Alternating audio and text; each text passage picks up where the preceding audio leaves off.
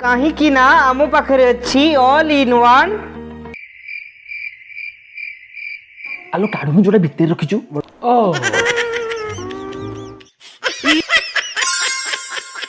अरे जेते तेल दिले मारण जमा मो तेल परी नुह। तेल की ये घर भंगा सोरिष तेल ये को घर भांगिबाकू भल। ये घर भंगा सोरिष तेल ये को घर भांगिबाकू भल।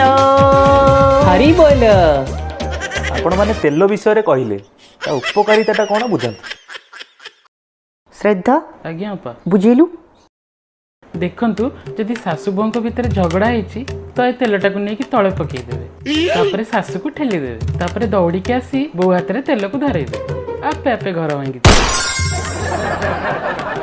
आउ शुभम बाबू यार आउ गोटे भी यूज अच्छी जदि सासु माछ भाजबा को जाउछंती ताले माछ भजा तेल को लुचेई दबो आ ए तेलटी को बहु हाथ रे पठेई दबो तापर सासु जेते बेले ए तेल रु नेकी कड़े रे पकेइबो तापर गोटे चमत्कार ब्लास्ट हबो तापर ए जगरु सासुंगर पूरा उतरी तापर तो आपे आपे झगड़ा हबो।